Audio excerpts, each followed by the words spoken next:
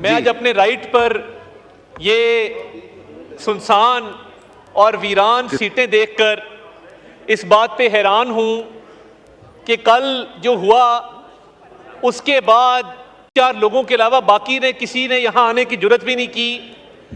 तो हमने वो वक्त देखा है कि जब हम इनको समझाते थे कि थोड़ा सा संभल कर चलें, थोड़ा सा खौफे खुदा रखें, और जो इनका तर्ज अमल था और जो यहां से पहली बार तारीख में हमने देखा कि ट्रेजरी बेंचेस ने नारे लगते थे, पहली बार हमने देखा कि ट्रेजरी बेंचेस से ऑपोजिशन को तकरीर से रोका जाता था, पहली बार हमने देखा कि कस्टोडियन ऑफ द हाउस की बजाय जो प्रोडक्शन ऑर्डर जारी करने की हिदायत आती थी वो वजीर आजम हाउस से आती थी और बानी चेयरमैन पीटीआई बताते थे कि किसका प्रोडक्शन ऑर्डर जारी किया जाएगा, किसका नहीं किया जाएगा।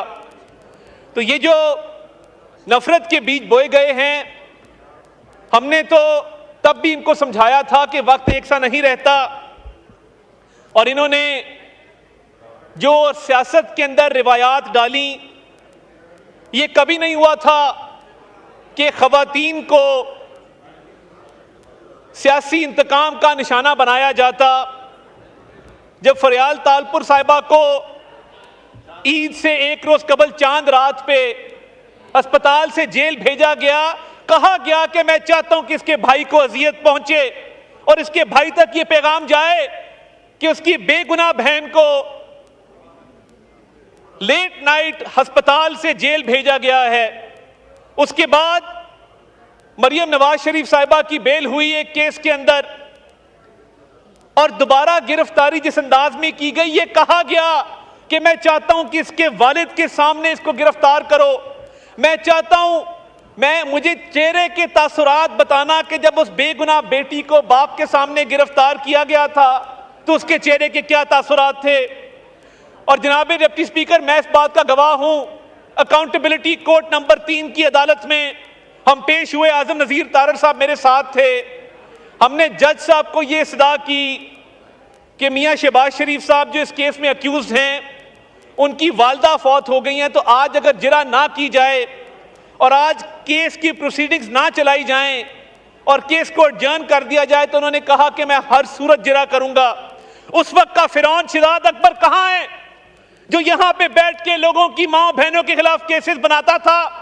आज जब वक्त आया है तो मुल्क को छोड़ के भाग निकले, और वो वालदा की मैयत घर में पड़ी थी और जज साहब ने 4 घंटे उस केस की कार्रवाई चलाई। ये आज किस बात को रोते हैं? मगर इन्होंने ना माजी से सबक सीखा, ना हाल से सबक सीखा, और इनका मुस्तकबिल भी मुझे तारीख नजर आता है। जो जलसे पे उस दिन एक नाम निहाद वजीर आला ने जबान इस्तेमाल की, फौज के इदारे के खिलाफ आपके सूबे के अंदर दहशतगर्दी पनप रही है, जनूबी खैबर पख्तूनख्वा के अंदर रोज धमाके हो रहे हैं, रोज हमले हो रहे हैं, और आपको फिक्र ही नहीं है। ये वही बात हुई कि रोम जल रहा था और नीरू बांसुरी बजा रहा था, यहां तो नीरू गालियां दे रहा है, कंटेनर पे चढ़ के गालियां दे रहा है। नाकाम जलसे का गुस्सा निकालना था तो अपने लोगों पर निकालते। जो स्टेज पे चढ़ के फौज के खिलाफ, मिलिट्री लीडरशिप के खिलाफ, मरियम नवाज शरीफ साहिबा के खिलाफ जो जबान इस्तेमाल की गई इंतहाई काबिल मुजम्मत है, और जो खवातीन जर्नलिस्ट के बारे में जबान इस्तेमाल की गई, जो सहाफियों के खिलाफ नारे लगाए गए, उसकी पुरजोर मुजम्मत करते हैं। मगर इंफॉर्मेशन मिनिस्ट्री एक नई फिल्म बनाने का सोच रही है, उसका नाम होगा मैं लाहौर नहीं जाऊंगा। पहले एक फिल्म आई थी, ये उसका अगला हिस्सा है कि मैं लाहौर नहीं जाऊंगा, क्योंकि अब मेरा ख्याल है कि शायद लाहौर जाने का इरादा तर्क कर दिया जाए। और ये लश्कर कशी किस बात की है? 12.5 साल से आपकी हुकूमत है, मुझे PKLI के लेवल का एक अस्पताल दिखा दो। 12.5 साल से आपकी हुकूमत है, रावलपिंडी इंस्टीट्यूट ऑफ कार्डियोलॉजी जैसा एक अस्पताल दिखा दो, दानिश स्कूल सिस्टम जैसा एक स्कूल दिखा दो। आप लोगों ने सरकारी फंड भी इस्तेमाल किए तो अपनी जाती तशहीर पे किए। अब जो कह रहे थे कि लीडर को छुड़वाना है, गए छुड़वाने थे, खुद बंद हो गए। ये पहली दफा देखा है कि छुड़वाने लीडर को जा रहे थे, बंद खुद हो गए।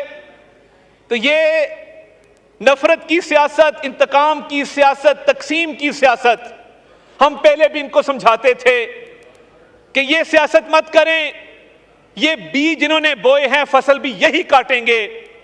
तो मैं तो तब भी इनको कहता था कि संभल कर चलें, मगर इनको हमारी बात समझ नहीं आती थी। तो मैं इस शेर से अपनी बात खत्म करूंगा कि दिल के दरिया को किसी रोज उतर जाना है, इतना बेसमत ना चल, लौट के घर जाना है। बहुत शुक्रिया।